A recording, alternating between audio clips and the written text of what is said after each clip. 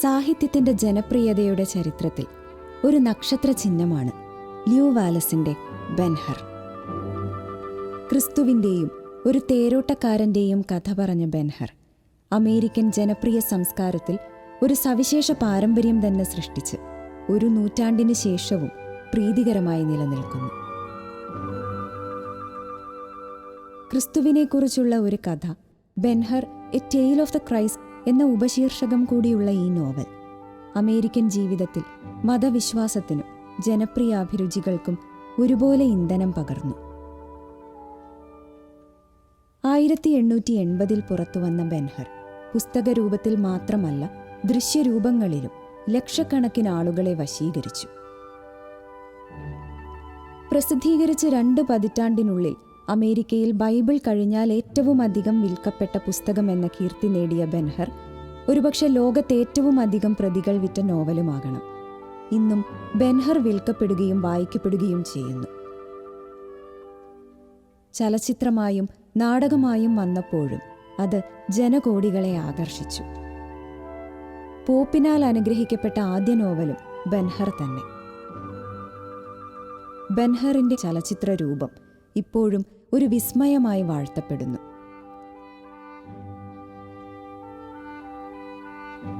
Indiana ഗവർണറുടെ മകനും സ്വയം ന്യൂ മെക്സിക്കോ ഗവർണറുമായിരുന്ന ലൂയിസ് വാലസ് എന്ന ല്യൂ വാലസ് എഴുതിയ ബെൻഹർ എന്ന സുപ്രസിദ്ധ പുസ്തകത്തെക്കുറിച്ചാണ് സംസാരിക്കുന്നത്. ബെൻഹർ എന്ന പേരിൽ 1959 തോന്നുന്നു ഉണ്ടായ സിനിമ ഒരു ബോക്സ് ഓഫീസ് ഹിറ്റായിരുന്നു. 11 ഓസ്കാർ സമ്മാനങ്ങൾ ആ സിനിമയ്ക്ക് കിട്ടി. ല്യൂ വാലസ് ഒരു അത്ഭുത മനുഷ്യനായിരുന്നു എന്ന് പറയാം. അദ്ദേഹം ഒരു കണ്ടുപിടുത്തക്കാരനായിരുന്നു, അദ്ദേഹം ഒരു എഴുത്തുകാരനായിരുന്നു, അദ്ദേഹം ഒരു യോദ്ധാവായിരുന്നു, അദ്ദേഹം ഒരു ഗവർണർ, ഒരു സംസ്ഥാനത്തിൻ്റെ ഗവർണറായിരുന്നു. അദ്ദേഹം അതുപോലെ ഒരുപടി കാര്യങ്ങളിൽ മികച്ചു നിന്നിരുന്നു. അദ്ദേഹം തന്നെ പറയാറുള്ളത്, ഒരു അമേരിക്കക്കാരനായാൽ എന്തെങ്കിലും എഴുതിയിരിക്കണം, എന്തെങ്കിലും കണ്ടുപിടുത്തങ്ങൾ നടത്തി പാറ്റൻ്റ് എടുത്തിരിക്കണം, എന്തെങ്കിലുമൊക്കെ വരച്ചിരിക്കണം. ഇതൊക്കെയായിരുന്നു അദ്ദേഹത്തിൻ്റെ ചിന്തകൾ. ഇതിലെല്ലാം അദ്ദേഹം മികച്ചു നിന്നിരുന്നു എന്നതും ഒരു സത്യമാണ്. പക്ഷേ ലോകം ഇന്ന് അദ്ദേഹത്തെ അറിയുന്നത് ബെൻഹർ എന്ന പുസ്തകത്തിൻ്റെ, അതിൻ്റെ മുഴുവൻ പേര് Ben-Hur the story of the Christ എന്നാണ്. ആ പുസ്തകത്തിൻ്റെ കർത്താവ് എന്ന നിലയ്ക്കാണ് അദ്ദേഹം അറിയപ്പെടുന്നത്. അദ്ദേഹം ആദ്യകാലത്ത് അത്ര വിശ്വാസിയൊന്നും ആയിരുന്നില്ല. കുറച്ച് മതകാര്യങ്ങളോട് എതിർപ്പുള്ള ആളുമായിരുന്നു. പറയണത്, അദ്ദേഹം ഇംഗർസോൾ എന്ന ഒരു നിരീശ്വരവാദിയുടെ കൂടെ ഒരു വലിയ തീവണ്ടി യാത്ര നടത്തി. ആ യാത്രയിൽ ഇംഗർസോള് ക്രിസ്തുമതത്തിനെതിരായും ക്രിസ്തുവിനെക്കുറിച്ച് എതിരായും ദൈവത്തിനെതിരായുമുള്ള അദ്ദേഹത്തിൻ്റെ നിരവധി വാദഗതികൾ വളരെ ഭംഗിയായി, വളരെ ശക്തമായി വാലൻസിനോട് അവതരിപ്പിച്ചു. അന്ന് തൊട്ടാണ് അദ്ദേഹം ശരിക്ക് ഒരു ക്രിസ്ത്യാനിയായതും ഒരു ദൈവവിശ്വാസിയായതുമെന്ന് അദ്ദേഹം സ്വയം എഴുതിയിട്ടുണ്ട്. ഏതായാലും അദ്ദേഹം ഇതിൻ്റെ ഫലമായിട്ടാണ് എന്ന് പറയുന്നു ഈ ബെൻഹർ എഴുതിയത്. സത്യത്തിൽ ആ യാത്രയ്ക്ക് കുറച്ച് മുമ്പ് തന്നെ അദ്ദേഹം ഈ പുസ്തകം എഴുതാൻ തുടങ്ങിയിരുന്നു എന്നതാണ് വാസ്തവം. എങ്കിലും ഒരു പക്ഷേ അതിനൊരു പുതിയ പ്രചോദനം ലഭിച്ചത് ഈ ഇംഗർസോളുമായിട്ടുള്ള സംഭാഷണം, ഈ തീവണ്ടി യാത്രയിലുണ്ടായ സംഭാഷണമായിരുന്നു എന്ന് നമുക്ക് വേണമെങ്കിൽ കരുതാം. അതിൻ്റെ കഥയിലേക്ക് നമുക്ക് കിടക്കാം. ഈ കഥ ജൂഡ ബെൻഹർ, അതാണ് ഇത് പുസ്തകത്തിൻ്റെ പേര്, ബെൻഹർ എന്നാണല്ലോ. ജൂഡ ബെൻഹർ എന്ന ഒരു യഹൂദ യുവാവിൻ്റെ കഥയാണിത്. ഈ ജൂഡ ബെൻഹർ ആകട്ടെ ഒരു രാജവംശജനായിരുന്നു, ഒരു രാജകുമാരനായിരുന്നു. ജൂഡ ബെൻഹർ ജൂത രാജകുമാരനായിരുന്നു. റോമാണ് യഹൂദരുടെ മേലെ ഭരിച്ചിരുന്നത്. ആ റോമിൻ്റെ നുകം എടുത്തു മാറ്റണമെന്നും സ്വന്തമായിട്ട് ഒരു രാജാവ് ഉണ്ടാകണമെന്നും ആശിച്ച ഒരാളായിരുന്നു ബെൻഹർ. പക്ഷെ അദ്ദേഹത്തിൻ്റെ ചെറുപ്പത്തിലെ അദ്ദേഹത്തിന് മെസാല എന്ന് പറഞ്ഞ ഒരു സുഹൃത്തുണ്ടായിരുന്നു. ഈ മെസാല ഒരു റോമക്കാരനായിരുന്നു, പക്ഷെ ജീവിച്ചിരുന്നത് ഈ പാലസ്റ്റീനിലാണ്.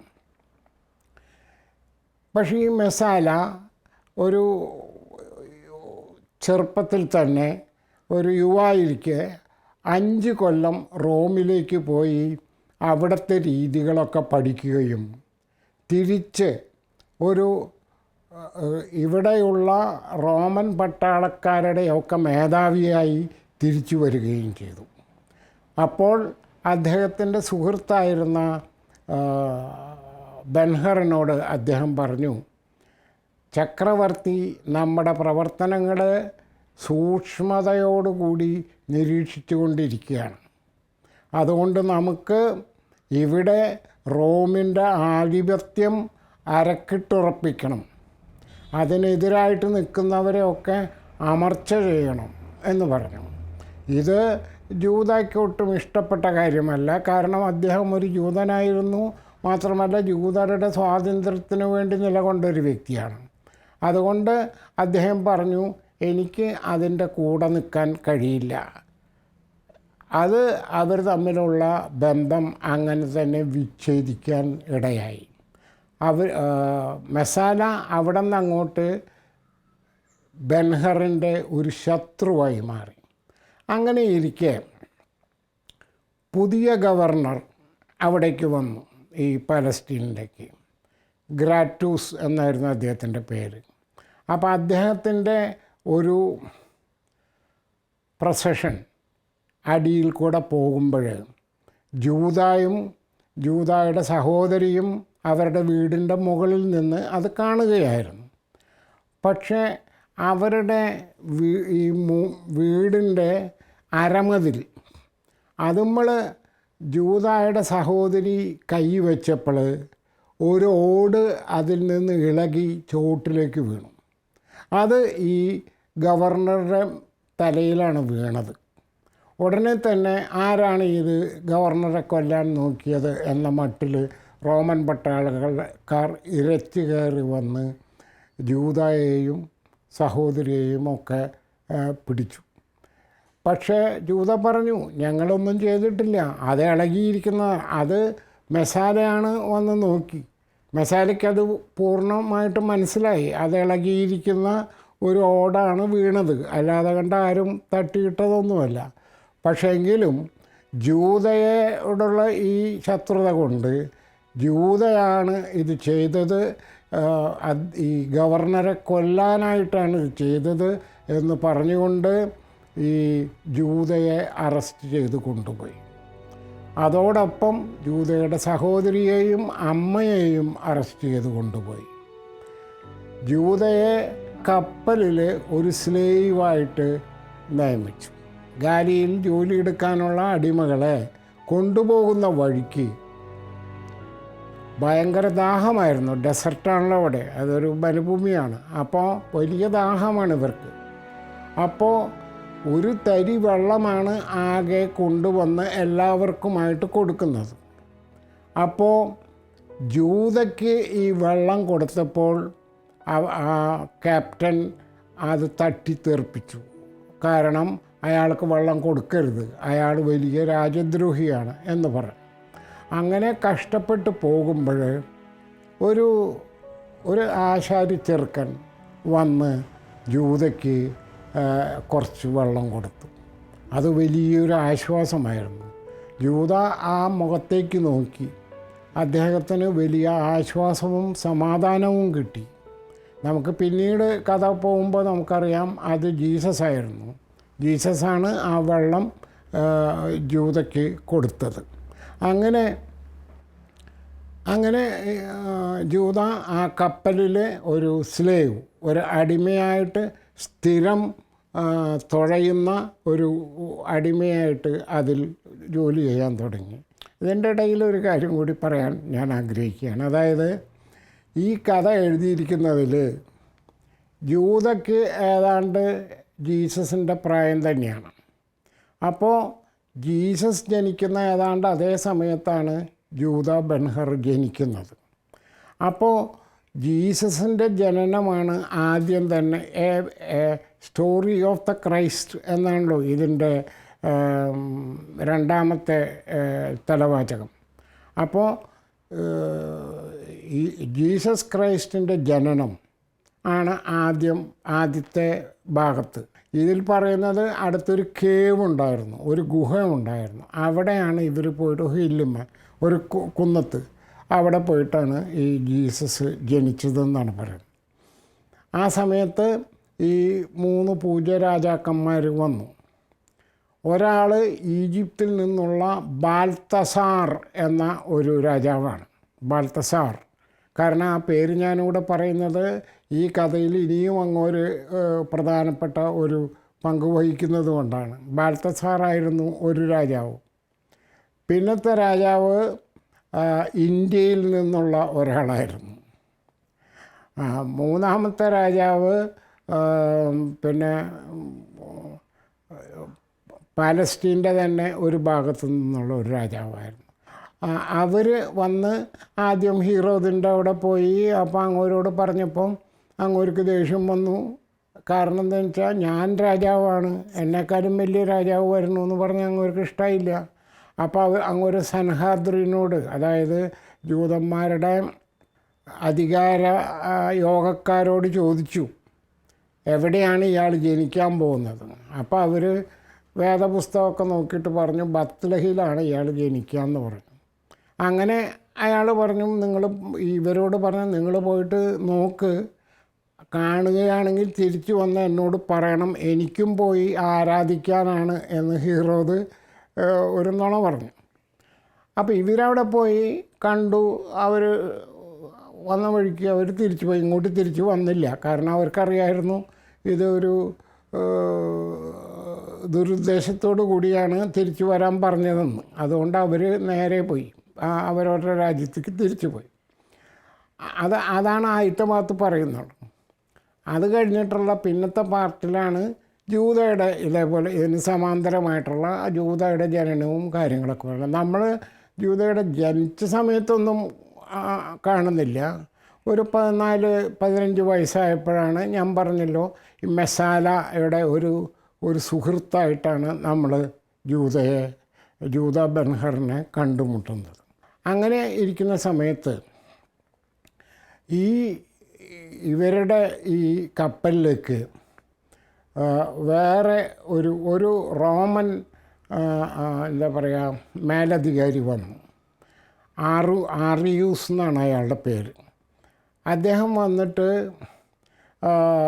അപ്പോൾ അയാളാണ് പിന്നെ അതിൻ്റെ ക്യാപ്റ്റനായിട്ടിരിക്കുന്നത്. മീൻസ് ഈ കപ്പലിൻ്റെ ക്യാപ്റ്റനാണ് അയാൾ. വന്നതെന്താണെന്ന് വെച്ചാൽ ഗ്രീക്ക് കപ്പലുകൾ ഈ റോമൻ കപ്പലുകളെ കടലിൽ ആക്രമിക്കുന്നുണ്ട്, അതുകൊണ്ട് അവരെ ആ കപ്പലുകളെ തുരത്തണം എന്ന് പറഞ്ഞിട്ടാണ് ഇയാളെ അയച്ചിരിക്കുന്നത്, ഈ അറിയൂസിനെ.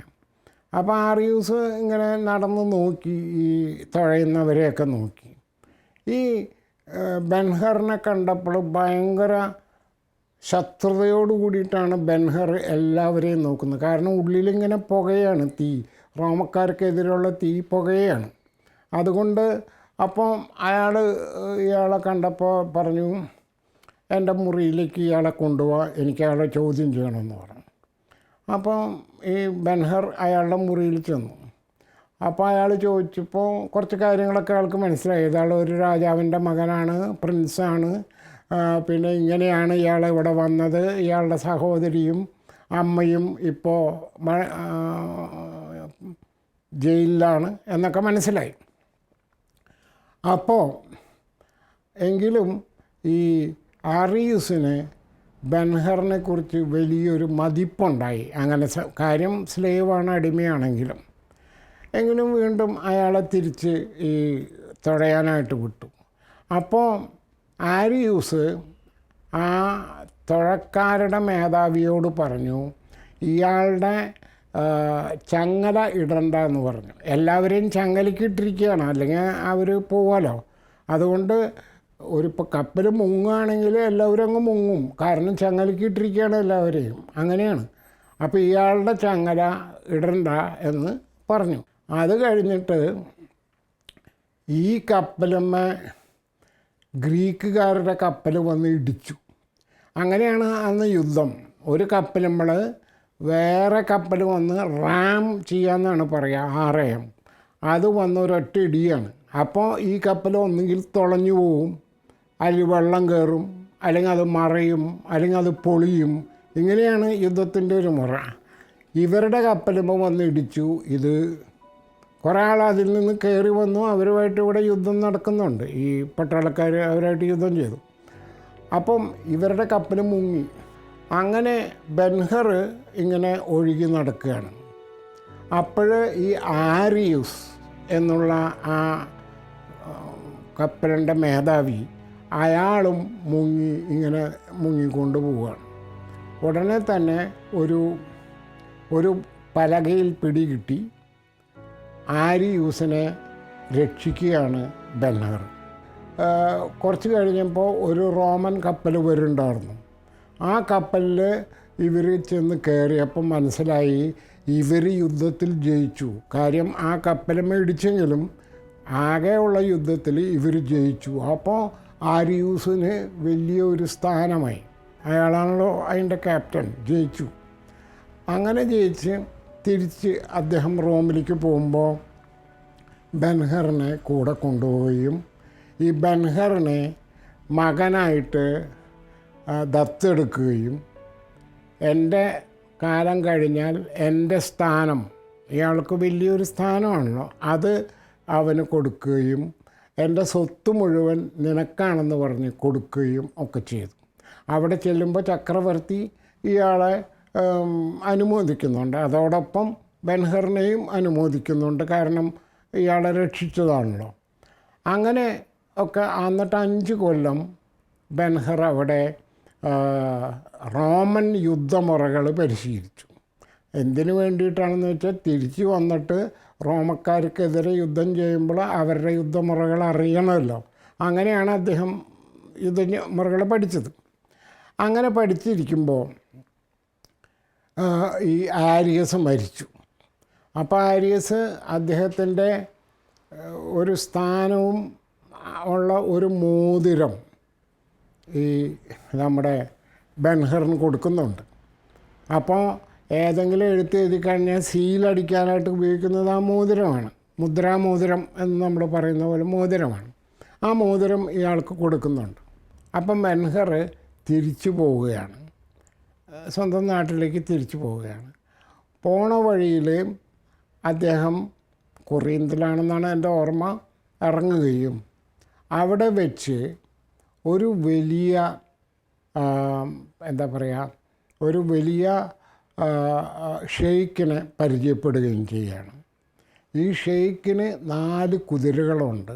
ഈ ഷെയ്ക്കിൻ്റെ 4 കുതിരകളെയും ഈ നമ്മുടെ ബെൻഹർ തൊട്ട് തലോടി അവ നല്ല സ്നേഹത്തോടു കൂടി ബെൻഹറിനോട് പെരുമാറുന്നത് കണ്ടപ്പോൾ ഷെയ്ഖ് പറഞ്ഞു, അടുത്ത ഈ മത്സരത്തിൽ എൻ്റെ കുതിരകളെ ഓടിക്കാൻ, എൻ്റെ രഥം നയിക്കാൻ നീ മതിയെന്ന് പറഞ്ഞു.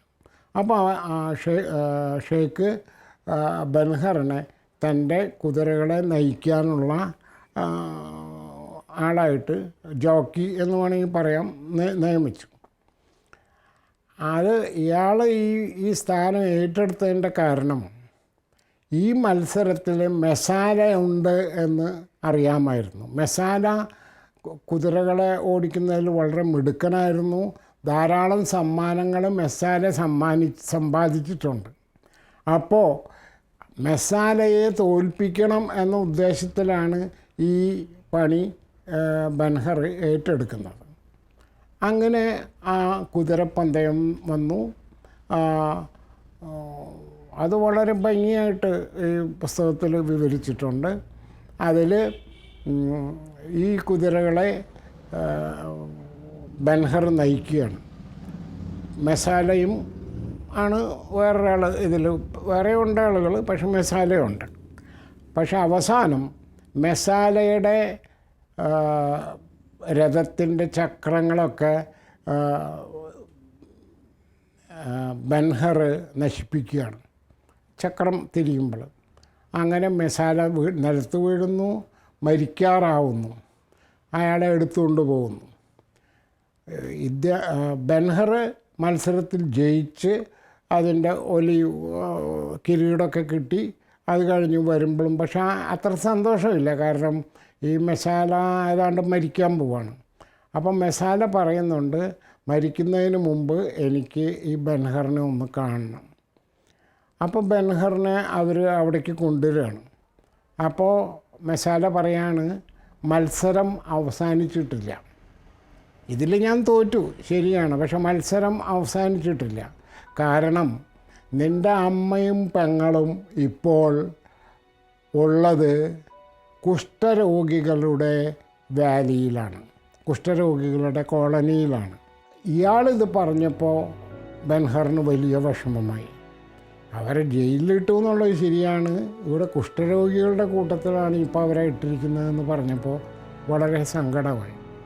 അങ്ങനെ അവൻ തിരിച്ച് സ്വന്തം വീട്ടിലേക്ക് തിരിച്ചു വരികയാണ്, സ്വന്തം വീട്ടിൽ. അപ്പോൾ അവിടെ പണ്ടത്തെ അവരുടെ കാര്യസ്ഥൻ്റെ മകളുണ്ട്, എസ്തർ എന്നാണ് അവരുടെ പേര്. ആ മകളുമായിട്ട് പിന്നെ ബൻഹർ കുറച്ച് സ്നേഹത്തിലാവുന്നു, എസ്തർ എന്നുള്ള കാര്യസ്ഥൻ്റെ മകളുമായിട്ട്. അപ്പോൾ ആ മകളോട് ചോദിച്ചു, എൻ്റെ അമ്മയെയും സഹോദരിയെയും നീ കണ്ടോ? അപ്പോൾ അവൾ പറഞ്ഞു, ഇല്ല, ഞാൻ കണ്ടിട്ടില്ല എന്ന് പറഞ്ഞു.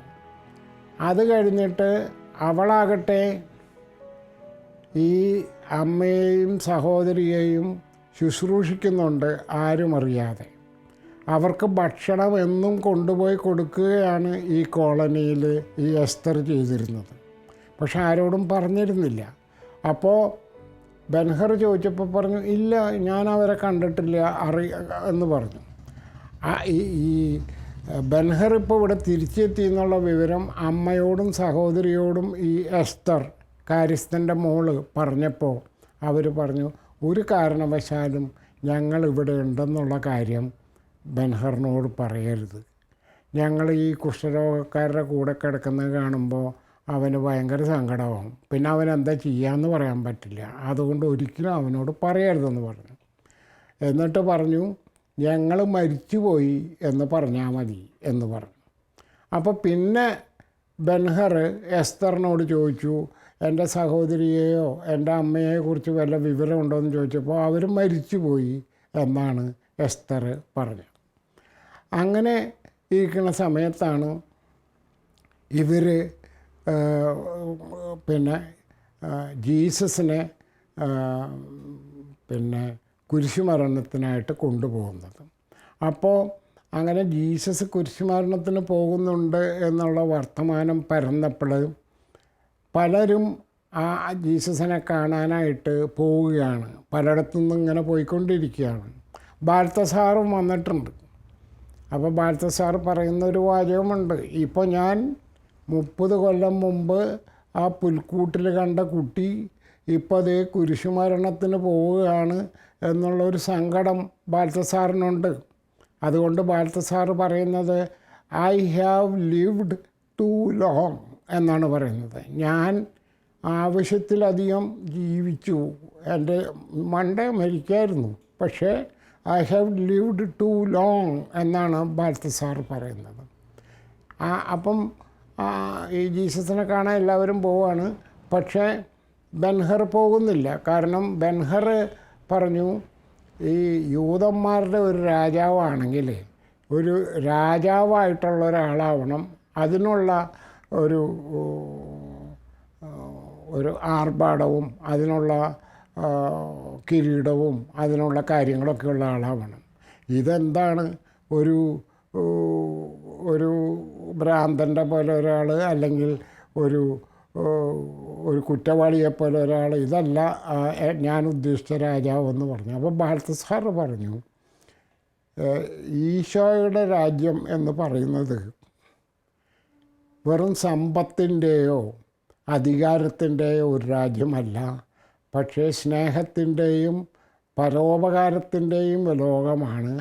അത് യൂതന്മാർക്ക് മാത്രമല്ല മറ്റുള്ളവർക്കും കൂടിയുള്ളതാണ് ജീസസിൻ്റെ ലോകം എന്ന് ബാൽത്തസാർ ബെൻഹറിനോട് പറയുന്നുണ്ട്. പക്ഷേ ബെൻഹർ അതപ്പോൾ വിശ്വസിക്കുന്നില്ല. പക്ഷെ പിന്നീട് അയാൾ ഈ ജീസസ് പോകുന്നത് കാണാനായിട്ട് പോകുമ്പോൾ അദ്ദേഹം അമ്മയെയും സഹോദരിയെയും ഈ ലെപ്പേഴ്സ് കോളനിയിൽ നിന്ന്, കുഷ്ഠരോഗികളുടെ കോളനിയിൽ നിന്ന് അവരെയും കൊണ്ടുപോകുന്നുണ്ട്. അവരെയും കൊണ്ടുപോയി അവരവിടെ നിൽക്കുകയാണ്. ബെൻഹർ ഈ ഈശോയെ കുരിശും ചുവപ്പിച്ച് കൊണ്ടുപോകുന്നത് കാണാനായിട്ട് പോയിക്കൊണ്ടിരിക്കുകയാണ്. ആ സമയത്ത് ഈ ഈശോയെ കുരിശുമരണം വഹിച്ച ആ സമയത്ത് ഇവരുടെ രണ്ടുപേരുടെയും ഈ കുഷ്ഠരോഗം നിശേഷം വിട്ടുമാറി. അപ്പം ബെൻഹർ വരുമ്പോൾ അവർക്ക് കുഷ്ഠരോഗമില്ല വീട്ടിൽ വരുമ്പോൾ. അപ്പോൾ ബെൻഹറാകട്ടെ ഈ നോക്കുമ്പോൾ ഈശോയുടെ മുഖത്തേക്ക് നോക്കിയപ്പോൾ പണ്ട് എനിക്ക് വെള്ളം തന്ന ആളാണല്ലോ ഇത് എന്ന് വിചാരിച്ച് ഈശോയെ സഹായിക്കാൻ ചെല്ലുകയാണ്. അപ്പോൾ പട്ടാളക്കാർ അടിച്ചു മാറ്റുന്നുണ്ട്, കാരണം അങ്ങനെ ചെയ്യാൻ പാടില്ലല്ലോ.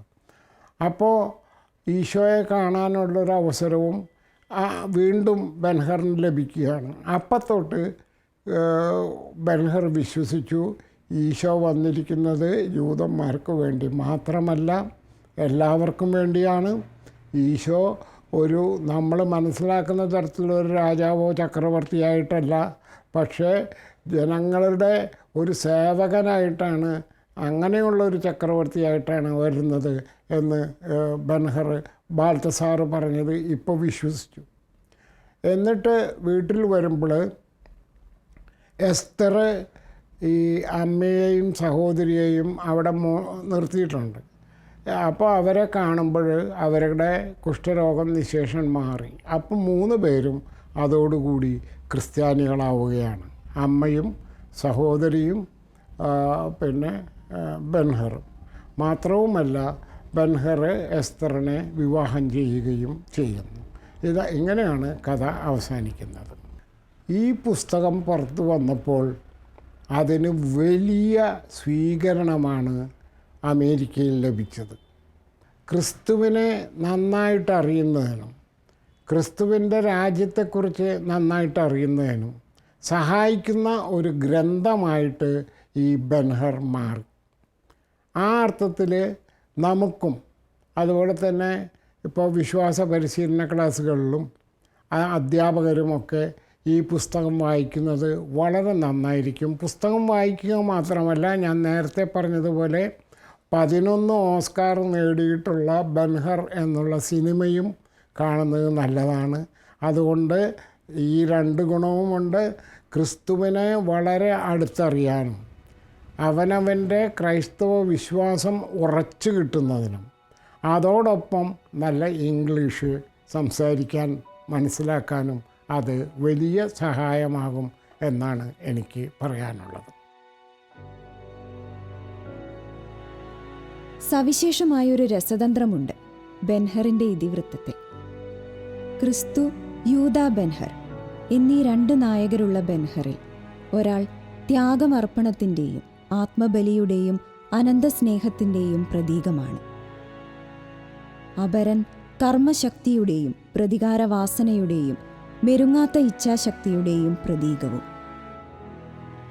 ത്യാഗത്തിൻ്റെയും പോരാട്ടത്തിൻ്റെയും ഈ എതിർധ്രുവങ്ങൾ സൃഷ്ടിക്കുന്ന വൈകാരികതയും യൂദാ ബെൻഹറിൻ്റെ ജീവിതത്തിൽ വിളക്കി ചേർത്തിട്ടുള്ള കാൽപ്പനികതയും വീരവും വായനക്കാരുടെ വൻ ഭൂരിപക്ഷങ്ങളെ നോവലിലേക്ക് വലിച്ചടുപ്പിച്ചു. ബൈബിൾ ഭാഷയുടെ ചുവടുപിടിച്ച് ല്യൂ വാലസ് എഴുതിയ ബെൻഹർ ഇന്നും വായനക്കാരെ ആകർഷിക്കുന്നത് അത്ഭുതമാണ്. വിശ്വാസവും വീരവും കാൽപ്പനികതയിൽ മിശ്രണം ചെയ്തുകൊണ്ട് ദ്വിമുഖമായൊരു കഥ പറഞ്ഞതാണ് അതിനടിസ്ഥാനം. പ്രതികാരവും പരിത്യാഗവുമാണ് ആ ഇരുമുഖങ്ങൾ. വായനയിൽ ഉത്കണ്ഠയും ഉദ്വേഗവും സൃഷ്ടിച്ചുകൊണ്ട് ആഖ്യാനത്തെ മുന്നോട്ട് കൊണ്ടുപോകാൻ അതിലൂടെ വാലസിന് കഴിഞ്ഞു. അന്തരീക്ഷ സൃഷ്ടിയിലെ സൂക്ഷ്മ ശ്രദ്ധ വായനക്കാരെ നൂറ്റാണ്ടുകൾക്കു പിന്നിലെ ഒരപരിചിത ലോകത്തിലെ മഹാനാടകവേദിയിലേക്കും നയിക്കുന്നു.